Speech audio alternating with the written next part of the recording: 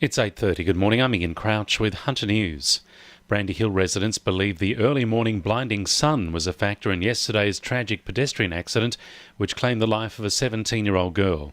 The girl was walking along the narrow Warrigal Close, which has no footpaths, at about 7:30 yesterday morning when she was knocked down by a Toyota Prado four-wheel drive. The 42-year-old man who was driving the car is a near neighbour of the girl and her family. He's due to face Raymond Terrace Local Court next month, charged with dangerous and negligent driving causing death.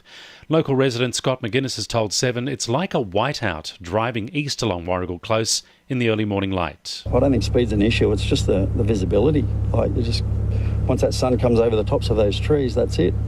Police say Denman Road at Denman could remain closed for several hours after a bad crash early this morning. It's understood a car and truck collided head-on just after 4 a.m, about 12 kilometres south of Muswellbrook. Diversions are in place and heavy vehicles are being diverted via Whittingham on the Golden and New England highways. Members of the Nomads bikie gang with a criminal history will no longer be able to meet at their Islington clubhouse. Heavily armed officers raided the Chin Chen Street clubhouse last night after the Supreme Court declared it a restricted premises. It means police can enter the building at any time, while people with a criminal record who meet there will be charged.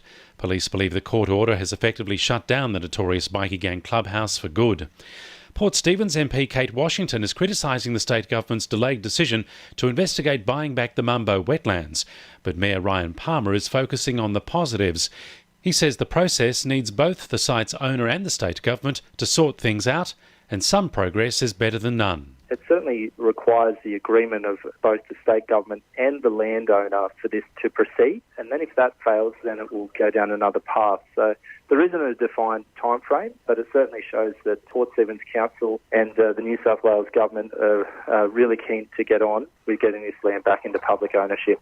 A massive clean-up begins on Stockton Beach today after severe erosion exposed an old tip. Hundreds of tonnes of rubbish have been unearthed by big swells in recent weeks, while the operators of a local childcare centre are worried the erosion could threaten the foundations of their building. Newcastle MP Tim Crackenthorpe is raising the issue in State Parliament this week in a bid to secure government support to fix the erosion problem.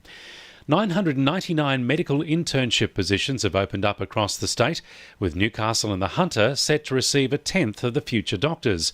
Among the new interns will be the state's highest ever number of Indigenous doctors. Health Minister Brad Hazzard says this is a great step for both Aboriginal and regional health. One of the very big focuses for the New South Wales government, and I think the community more broadly, is to make sure that we support Aboriginal students into medicine and indeed in all jobs and professions. But there will be 20 young interns across New South Wales this year, and they'll be moving around the various areas, and I would expect that there'll be some definitely in the Hunter from time to time. It's a great outcome. Sport for our sponsor, PRD Nationwide East Maitland. Former Knights halfback Trent Hodkinson has officially signed with the Sharks on a one-year deal.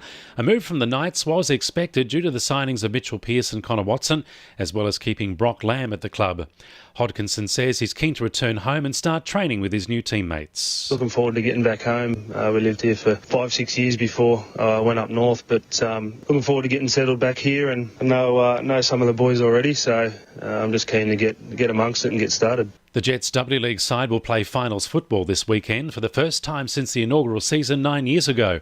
The side is one win away from a grand final after finishing the season in third with the equal best attack with 26 goals. They'll take on Sydney FC this Saturday at Leichhardt Oval in a do-or-die semi-final. Lake Macquarie sailors Nathan Outridge and Ian Jensen have enjoyed a successful start in the opening round of the Super Foiler Grand Prix series in Adelaide. The Olympic gold medalists enjoyed 7 race wins with their team, taking maximum points from the first round. And the Newcastle North Stars have signed championship-winning goaltender Dane Davis for the upcoming ice hockey season. And the winning numbers in Monday Lotto are 9, 14, 43, 3, 31 and 30, and the supplementaries are 37 and 38. 2NURFM News Time, 26 to 9.